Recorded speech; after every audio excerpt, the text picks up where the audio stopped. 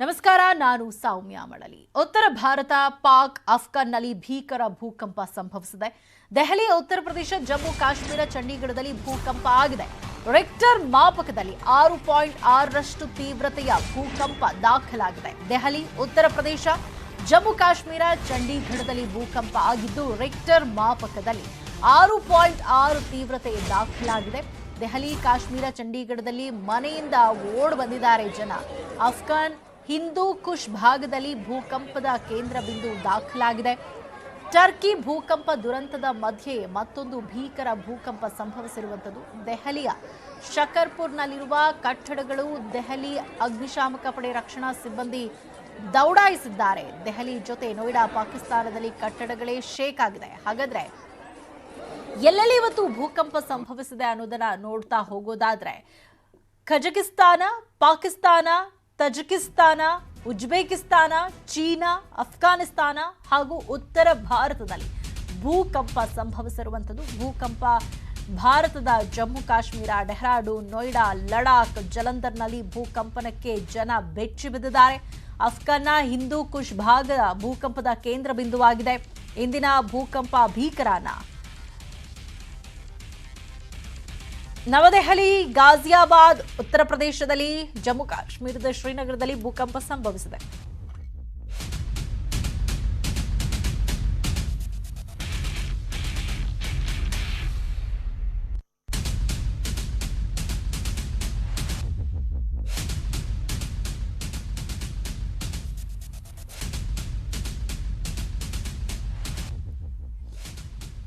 ಇದೆಲ್ಲದ್ರ ಬಗ್ಗೆ ಹೆಚ್ಚಿನ ಡೀಟೇಲ್ಸ್ ಕೊಡ್ತಾರೆ ನಮ್ಮ ಡೆಪ್ಯೂಟಿ ನ್ಯೂಸ್ ಎಡಿಟರ್ ರಾಘವೇಂದ್ರ ಗುಡಿ. ನಮ್ಮ ಜೊತೆ ಲೈವ್ ಕನೆಕ್ಟ್ ಇದ್ದಾರೆ.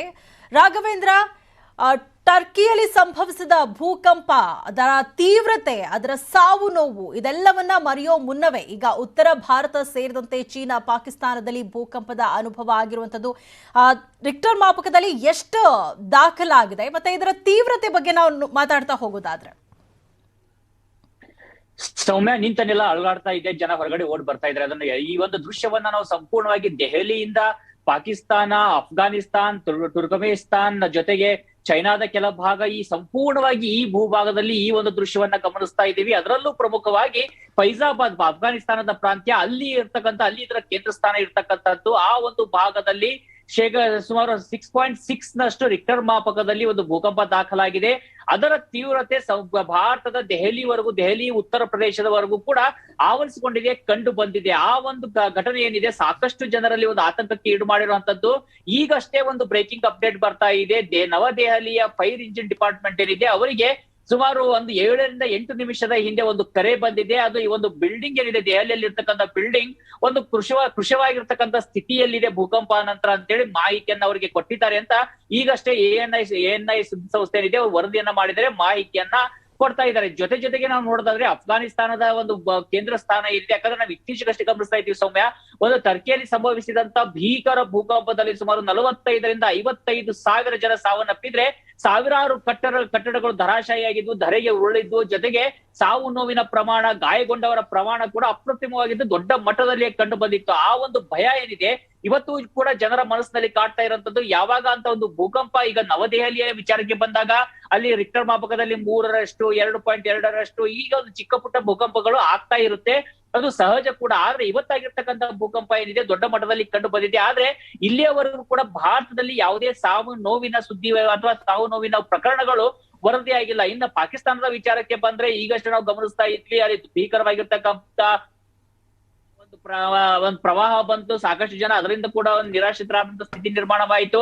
ಇವತ್ತು ನೋಡಿದ್ರೆ ಭೂಕಂಪ ಆಗ್ತಾ ಇದೆ. ಒಂದು ಕಡೆಯಿಂದ ಮಾನವ ನಿರ್ಮಿತ ಒಂದು ಟೆರರಿಸಂ ರೀತಿಯಾಗಿರ್ತಕ್ಕಂಥ ಘಟನೆಗಳು ನಡೀತಾ ಇದ್ರೆ, ಇನ್ನೊಂದು ಕಡೆಯಿಂದ ನಿಸರ್ಗ ಕೂಡ ಮುನಿದಿರೋ ರೀತಿಯಾಗಿ ಕಂಡು ಬರ್ತಾ ಇದೆ. ಅಷ್ಟ ಒಂದು ದೊಡ್ಡ ಮಟ್ಟದಲ್ಲಿ ಭೂಮಿ ನಡುಗಿದೆ ಪಾಕಿಸ್ತಾನದಲ್ಲೂ ಕೂಡ. ಇನ್ನು ಅಲ್ಲೇನಾದ್ರೂ ಸಾವು ನೋವಾಗಿದಾವ ಇನ್ನಷ್ಟೇ ವರದಿ ಬರ್ಬೇಕಿದೆ, ಯಾಕಂದ್ರೆ ಈಗಷ್ಟೇ ಈ ಭೂಕಂಪ ಸಂಭವಿಸಿರುವಂತದ್ದು. ಇನ್ನ ಅಫ್ಘಾನಿಸ್ತಾನ ಆಲ್ರೆಡಿ ಸಾಕಷ್ಟು ತೊಂದರೆಗೆ ಒಳಗಾಗ್ತಾ ಇದೆ. ಒಂದು ಕಡೆಯಿಂದ ಅಲ್ಲಿ ಆಗಿರ್ತಕ್ಕಂಥ ಆಡಳಿತ ಬದಲಾವಣೆ, ತಾಲಿಬಾನಿಗಳ ಆಡಳಿತ, ಮತ್ತೊಂದು ಕಡೆಯಿಂದ ನೋಡ್ತಾ ಇದ್ರೆ ಭಯೋತ್ಪಾದಕರ ಕಾಟ, ಜೊತೆಗೆ ಆಹಾರಕ್ಕೂ ಜನ ತತ್ತರಿಸಂತ ಸ್ಥಿತಿ ಇದ್ದಾಗ ಹೇಗೋ ಒಂದು ಬದುಕ್ತಿವಪ್ಪ ಅಂತ ಬದುಕ್ತಾ ಇರುವಂತ ಸಂದರ್ಭದಲ್ಲಿ ಹಿಂದೂ ಕುಶ್ ಪರ್ವತ ಶ್ರೇಣಿ ಏನಿದೆ ಆ ಒಂದು ಪರ್ವತ ಶ್ರೇಣಿಯ ಆಸುಪಾಸಿನಲ್ಲಿ ಭೀಕರವಾಗಿರ್ತಕ್ಕಂಥ ಭೂಕಂಪವಾಗಿದೆ. ಸಾಕಷ್ಟು ಕಟ್ಟಡಗಳು ಧರೆಗೆ ಉರುಳಿದಾವೆ ಇದಾವೆ ಅಂತ ಮಾಹಿತಿಗಳು ಬರ್ತಾ ಇದಾವೆ. ಇನ್ನು ಆ ಪರ್ವತ ಶ್ರೇಣಿ ಪ್ರಾಂತ್ಯದಲ್ಲಿ ಇರ್ತಕ್ಕಂತ ಒಂದು ಕಟ್ಟಡಗಳನ್ನ ನಾವು ಗಮನಿಸಬಹುದು. ಬಡತನದಲ್ಲಿ ಇರ್ತಕ್ಕಂಥದ್ದು, ಚಿಕ್ಕ ಪುಟ್ಟದಾಗಿರ್ತಕ್ಕಂಥ ಗುಡಿಸಲ ರೀತಿಯಾಗಿರ್ತಕ್ಕಂಥ ಕಟ್ಟಡಗಳನ್ನ ಕಟ್ಟಿಕೊಂಡಿರ್ತಾರೆ. ಅವು ಕೂಡ ಈಗ ಧರಳೆಗುಳಿದಾವೆ ಅಂತ ಮಾಹಿತಿಗಳು ಬರ್ತಾ ಇದಾವೆ. ಇನ್ನು ಅಫ್ಘಾನಿಸ್ತಾನದ ಮತ್ತೊಂದು ಭಾಗದಲ್ಲಿ ಇರ್ತಕ್ಕಂಥ ಉಜ್ಬೇಕಿಸ್ತಾನ್ ಇರ್ಬೋದು, ತಜಿಕಿಸ್ತಾನ್ ಇರ್ಬೋದು, ಅಲ್ಲೂ ಕೂಡ ಈ ಒಂದು ಭೂಕಂಪದ ತೀವ್ರತೆ ಒಂದು ದಾಖಲಾಗಿದೆ.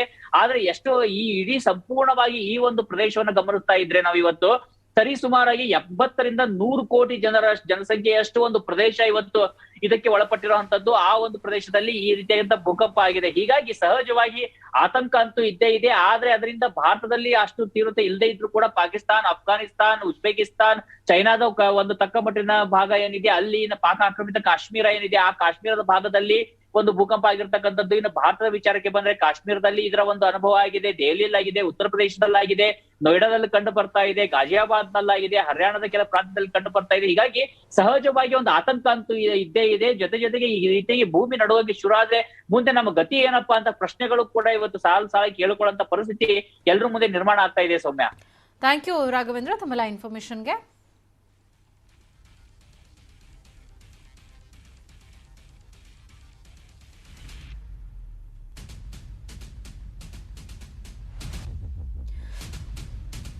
ನವದೆಹಲಿ, ಕಾಶ್ಮೀರ ಸೇರಿದಂತೆ ಉತ್ತರ ಪ್ರದೇಶದ ಗಾಜಿಯಾಬಾದ್, ಶ್ರೀನಗರ, ಲೂಧಿಯಾನಾದಲ್ಲಿ ಭೂಕಂಪದ ಅನುಭವ ಆಗಿರುವಂಥದ್ದು. ಭೂಮಿ ನಡುಗ್ತಾ ಇದ್ದ ಹಾಗೆ ಜನ ಮನೆಯಿಂದ ಹೊರಬಂದಿದ್ದಾರೆ. ದೆಹಲಿಯಲ್ಲಿ ಕೆಲವೊಂದು ಕಟ್ಟಡಗಳು ವಾಲಿದೆ ಅನ್ನುವಂತಹ ಮಾಹಿತಿಗಳು ಕೂಡ ಲಭ್ಯ ಆಗ್ತಾ ಇರುವಂಥದ್ದು. ಇನ್ನು ರಿಕ್ಟರ್ ಮಾಪಕದಲ್ಲಿ 6.6 ತೀವ್ರತೆ ದಾಖಲಾಗಿರುವಂಥದ್ದು. ಹಾಗಾಗಿ ಈಗ ಈ ಭೂಕಂಪದಿಂದ ಎಲ್ಲೆಲ್ಲಿ ಏನೇನು ಅನಾಹುತಗಳಾಗಿದೆ ಅನ್ನೋದ್ರ ಬಗ್ಗೆ ತಿಳಿದುಕೊಳ್ಳಲಾಗ್ತಾ ಇದೆ. ದೆಹಲಿಯಲ್ಲಿ ಈಗ ಜನ ಭಯಬಿದ್ದು ಮನೆಯಿಂದ ಹೊರಗೆ ಓಡ್ ಬಂದಿದ್ದಾರೆ. ಉತ್ತರ ಭಾರತದ ಹಲವು ಪ್ರದೇಶಗಳಲ್ಲಿ ಇವತ್ತು ಭೂಮಿ ಕಂಪಿಸಿದ ಅನುಭವ ಆಗಿರುವಂಥದ್ದು. ಉತ್ತರ ಭಾರತ, ಪಾಕ್, ಅಫ್ಘಾನ್ನಲ್ಲಿ ಭೀಕರ ಭೂಕಂಪ ಸಂಭವಿಸಿದೆ. ಏನು ದೆಹಲಿ, ಉತ್ತರ ಪ್ರದೇಶ, ಜಮ್ಮು ಕಾಶ್ಮೀರ ಹಾಗೆ ಚಂಡೀಗಢದಲ್ಲೂ ಕೂಡ ಭೂಕಂಪ ಆಗಿರುವಂಥದ್ದು. ದೆಹಲಿಯ ಶಿಖರ್ಪುರ್ನಲ್ಲಿ ಕಟ್ಟಡಗಳು ವಾಲಿದೆ ಅನ್ನುವಂತಹ ಮಾಹಿತಿಗಳು ಲಭ್ಯ ಆಗ್ತಾ ಇದೆ. ದೆಹಲಿ ಅಗ್ನಿಶಾಮಕ ಪಡೆ ರಕ್ಷಣಾ ಸಿಬ್ಬಂದಿ ದೌಡಾಯಿಸಿದ್ದಾರೆ. ದೆಹಲಿ ಜೊತೆ ನೋಯ್ಡಾ ಹಾಗೆ ಪಾಕಿಸ್ತಾನದಲ್ಲಿ ಕಟ್ಟಡಗಳೇ ಶೇಕ್ ಆಗಿರುವಂಥದ್ದು. ಹಿಂದೂ ಕುಶ್, ಅಫ್ಘಾನಿಸ್ತಾನದ ಹಿಂದೂ ಕುಶ್ನಲ್ಲಿ ಭೂಕಂಪದ ಕೇಂದ್ರ ಬಿಂದು ದಾಖಲಾಗಿದೆ. ಉತ್ತರ ಭಾರತ, ಪಾಕಿಸ್ತಾನ ಹಾಗೆ ಅಫ್ಘಾನಿಸ್ತಾನದಲ್ಲಿ ಭೂಕಂಪದ ಅನುಭವ ಆಗಿರುವಂಥದ್ದು. ಕೆಲವೊಂದು ಕಡೆಗಳಲ್ಲಿ ಈಗ ಕಟ್ಟಡಗಳೇ ಉರುಳಿ ಬಿದ್ದಿದೆ ಅಂತ ಹೇಳಲಾಗ್ತಾ ಇದೆ. ಮತ್ತೊಂದು ಕಡೆ ಕಟ್ಟಡಗಳು ವಾಲಿದೆ ಅಂತ ಕೂಡ ಹೇಳಲಾಗ್ತಾ ಇದೆ. ಒಟ್ಟಾರೆ ಕಂಪಿಸಿದ ಅನುಭವ ಆಗ್ತಾ ಇದ್ದ ಹಾಗೆ ಜನ ಮನೆಯಿಂದ ಹೊರಗೆ ಓಡ್ ಬಂದಿದ್ದಾರೆ.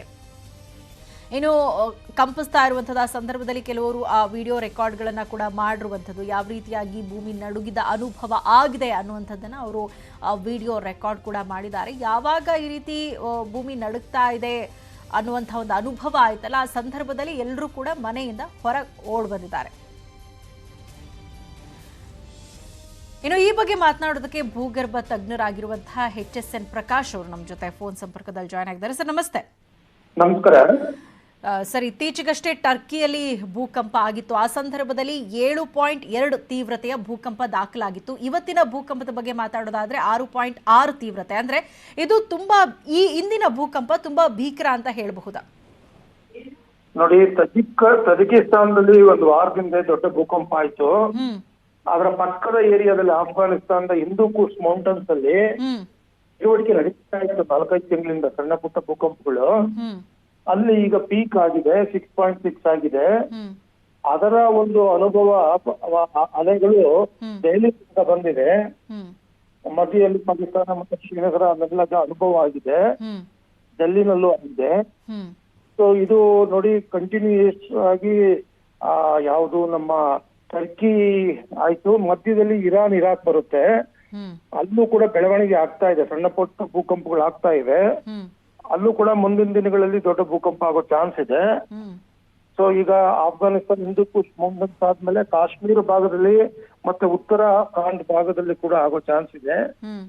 ಸೊ ಇದೆಲ್ಲ continuous belt, alpine Himalayan tectonic belt ಅಂತ ಹೇಳ್ತೀವಿ ನಾವು ಇದನ್ನ. ಒಂದು ಕಡೆಯಿಂದ ಶುರುವಾಗಿ ಇನ್ನೊಂದು ಕಡೆ ಪೂರ್ವದ ಕಡೆ ಬರ್ತಾ ಇದೆ. ಸೊ ಈಗಾಗಲೇ ಉತ್ತರಾಖಂಡ್ ಅಲ್ಲಿ ದೊಡ್ಡ ಭೂಕಂಪ ಆಗುತ್ತೆ ಅಂತ ನಿರೀಕ್ಷೆ ಇದೆ, ಎಲ್ಲರೂ ಎಚ್ಚರವಾಗಿದ್ದಾರೆ. ಉತ್ತರ ಪ್ರದೇಶ, ಕಾಶ್ಮೀರ ಮತ್ತು ಉತ್ತರಾಖಂಡ್ ಈ ಭಾಗಗಳಲ್ಲಿ, ನೇಪಾಳದಲ್ಲೂ ಕೂಡ ಕೆಲವು ಪ್ರದೇಶಗಳಲ್ಲಿ ಬೆಳವಣಿಗೆಗಳು ಆಗ್ತಾ ಇದೆ. ಸೊ ಹಾಗಾಗಿ ಇದು ಒಂದು ಪ್ರೋಸೆಸ್, ಇದೊಂದು ಟೆಕ್ಟಾನಿಕ್ ಪ್ರೋಸೆಸ್, ಕಂಟಿನ್ಯೂಸ್ ಪ್ರೋಸೆಸ್. ನಂತರ ಇನ್ನೊಂದು ಆಸಕ್ತಿಕರ ವಿಷಯ ಅಂದ್ರೆ ಟರ್ಕಿನಲ್ಲಿ ಈ ಪೋಸ್ಟ್ ಈವೆಂಟ್ ಆಫ್ಟರ್ ಶಾಕ್ಸ್ ಅಂತ ನಾವೇನ್ ಹೇಳ್ತೀವಿ, ಅವು ನಡೀತಾ ಇವೆ. ಜೊತೆಗೆ ಇನ್ನಷ್ಟು ದೊಡ್ಡ ದೊಡ್ಡ ಮಾಡರೇಟ್ ಅರ್ಥಕ್ವೇಕ್ಸ್ ಕೂಡ ನಡೀತಾ ಇವೆ. ಅವು ಆಫ್ಟರ್ ಶಾಕ್ಸ್ ತರ ಕಾಣಿಸ್ತಾ ಇಲ್ಲ. ಅವು ಇನ್ನೊಂದು ದೊಡ್ಡ ಭೂಕಂಪಕ್ಕೆ ಒಂದು ಪ್ರಿಪರೇಷನ್, ಗ್ರೌಂಡ್ ಪ್ರಿಪರೇಷನ್ ಅನ್ನೋ ತರ ಕಾಣಿಸ್ತಾ ಇದೆ. ಸೊ ಹಾಗಾಗಿ ಟರ್ಕಿನಲ್ಲೂ ಕೂಡ ಇನ್ನೊಂದು ದೊಡ್ಡ ಭೂಕಂಪ ಕಾದಿದೆ. ಸೊ ಇವೆಲ್ಲ ಬೆಳವಣಿಗೆಗಳು ನಾವು ಒಂದು ಸೂತ್ರದಲ್ಲಿ ನಾವು ನೋಡ್ಬೇಕಾಗತ್ತೆ. ಇವು ಪ್ರತ್ಯೇಕ ಘಟನೆಗಳಲ್ಲ. ಸೊ ಹಾಗಾಗಿ ಅಫ್ಘಾನಿಸ್ತಾನದಲ್ಲಿ ಹಿಂದೂಕುಷ್ ಆ ಭಾಗದಲ್ಲಿ ಜುರ್ಮ್ ಏರಿಯಾದಲ್ಲಿ ಇವತ್ತು ಏನಾಗಿದೆ, ಅದು ಹೆಚ್ಚಿನ ತರಹ ಪರ್ವತ ಪ್ರದೇಶ, ಚಿಕ್ಕ ಪುಟ್ಟ ಊರುಗಳಿವೆ. ಆದ್ರೆ 6.6 ಅಂದ್ರೆ ಹಳ್ಳಿಗಳೆಲ್ಲ ನಾಶವಾಗಿರ್ತದೆ. ಸೊ ಹೀಗಾಗಿ ದೊಡ್ಡದೇ ಅಂತ ಹೇಳ್ಬೋದು 6.6. So Hindu Kush mountain Chaman fault system ಏನಿದೆ ಅದು ಕೂಡ ಸರ್, ಹಾಗಾದ್ರೆ ಒಂದು ದೊಡ್ಡ ಒಂದು ಆಘಾತ ಆಗುವಂತ ಸಾಧ್ಯತೆ ಇದೆ ಅಂತ ಹೇಳ್ತೀರಾ? ಯಾವ ರೀತಿಯಾಗಿ ಜನ ಎಚ್ಚೆತ್ಕೊಳ್ಬೇಕು? ಜನ ಎಚ್ಚೆತ್ಕೊಬೇಕಾಗುತ್ತೆ ನೋಡಿ. ಡೇ ಟೈಮ್ ಆದ್ರೂ ಪರವಾಗಿಲ್ಲ, ಹಗಲೊತ್ತಾದ್ರೆ ಅದಕ್ಕೆ ಬೇಕಾದ ಸಿದ್ಧತೆ ಈಗಾಗಲೇ ಡೆಲ್ಲಿನಲ್ಲಿ ಮತ್ತೆ ಗೌಹಾಟಿನಲ್ಲಿ ಮತ್ತೆ ಉತ್ತರಾಖಂಡ್ ಅಲ್ಲಿ ಸಾಕಷ್ಟು ಡ್ರಿಲ್ ಮಾಡಿದ್ದಾರೆ, ಮಾಕ್ ಡ್ರಿಲ್ ಅಂತ. ಜನಗಳಿಗೆ ತರಬೇತಿ ಕೊಟ್ಟಿದ್ದಾರೆ, ಸ್ಕೂಲ್ ಮಕ್ಕಳಿಗೆಲ್ಲ ತರಬೇತಿ ಕೊಟ್ಟಿದ್ದಾರೆ. ಎಮರ್ಜೆನ್ಸಿ ಕಿಟ್ ಇಟ್ಕೊಂಡಿರ್ಬೇಕು, ಮನೆಯಲ್ಲಿ ಟಾರ್ಚ್ ಇಟ್ಕೊಂಡಿರ್ಬೇಕು, ವಿಷಲ್ ಇಟ್ಕೊಂಡಿರ್ಬೇಕು, ಇದೆಲ್ಲನೂ ಹೇಳಿದ್ದಾರೆ. ಸಿದ್ಧತೆ ಆಗಿದೆ. ಈ ಒಂದು ಇಂಡೋ ಗ್ಯಾಂಜೆಟಿಕ್ ಬೆಲ್ಟ್ ಅಂತ ನಾವೇನ್ ಹೇಳ್ತೀವಿ, ಡೆಲ್ಲಿ, ಚಂಡೀಗಢ, ಮೊರಾದಾಬಾದ್, ಕಾನ್ಪುರ್, ಅಲಹಾಬಾದ್, ಈ ಬೆಲ್ಟ್ ಪೂರ್ತಿ ವಲ್ನರಬಲ್. ಹಾಗೆ ಹಿಮಾಲಯಾಸ್ ಕೂಡ ವಲ್ನರಬಲ್. ಸೊ ಇದು ಮುಂದಿನ ದಿನಗಳ ಸಾಧ್ಯತೆ ಹೆಚ್ಚಿದೆ. Okay, thank you sir, news 18 ಜೊತೆ ಮಾತನಾಡಿದ್ದಕ್ಕಾಗ.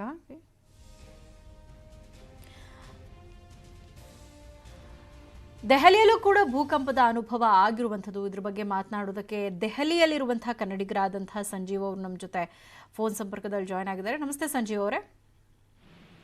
ನಮಸ್ಕಾರ ಸರ್, ಎಷ್ಟೊತ್ತಿಗೆ ಈ ಒಂದು ಅಂದ್ರೆ ಈ ರೀತಿ ಭೂಮಿ ಕಂಪಿಸಿದ ಅನುಭವ ಆಗಿದ್ದು ನಿಮ್ಗೆ? ಇದು ಸುಮಾರು 10, 15, 10, 20 ಸುಮಾರು ಆಯ್ತು. ಓಕೆ.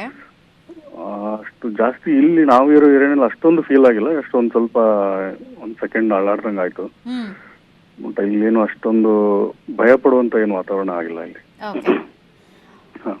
ಅಂದ್ರೆ ನಿಮಗ್ ಗೊತ್ತಿದ್ದಂಗೆ ಅಲ್ಲಿ ಅಕ್ಕಪಕ್ಕದ ಬೇರೆ ಕಡೆಗಳಲ್ಲಿ ಎಲ್ಲಾದ್ರೂ, ಈಗ ದೆಹಲಿಯಲ್ಲಿ ಒಂದ್ ಕಡೆ ಕಟ್ಟಡನೇ ವಾಲಿದೆ ಅನ್ನುವಂಥ ಮಾಹಿತಿಗಳು ಕೂಡ ಇರುವಂತದ್ದು, ಆ ರೀತಿ ನಿಮಗೆ ಏನಾದ್ರೂ ಇನ್ಫಾರ್ಮೇಶನ್ ಬಂತಾ? ಅಂದ್ರೆ ಬೇರೆ ಏರಿಯಾನಲ್ಲಿ ಇರೋ ನನ್ನ ಫ್ರೆಂಡ್ಸ್ ಕಾಲ್ ಮಾಡಿದ್ದೆ ಅವ್ರಿಗೆ. ಅವರು ಹೇಳ್ತಾರೆ ಅವ್ರಿಗೂ ಅಲ್ಲಿ ಅದೇ ತರ ಫೀಲ್ ಆಗಿದೆ. ಅವರು ಬಿಲ್ಡಿಂಗ್ ಇಲ್ಲಿಂದ ಹೊರಗಡೆ ಎಲ್ಲ ಓಡ್ ಬಂದಿದ್ದಾರೆ. ಅವರು ಅಲ್ಲಿ ಸ್ವಲ್ಪ ಜಾಸ್ತಿ ಅಂದ್ರೆ ಫೀಲ್ ಆಗಿದೆ. ಎಷ್ಟು ಸೆಕೆಂಡ್ಗಳ ಕಾಲ ಈ ರೀತಿ ಅನುಭವ ಆಯ್ತು ಸರ್? ಇದು ಸೆಕೆಂಡ್ ಅಂತಾನು ಹೇಳಕ್ಕಾಗಲ್ಲ. ಅದು ಒಂದು ಫ್ರಾಕ್ಷನ್ ಆಫ್ ಸೆಕೆಂಡ್ ಅಂತಾನೆ ಹೇಳ್ಬೇಕಿದು.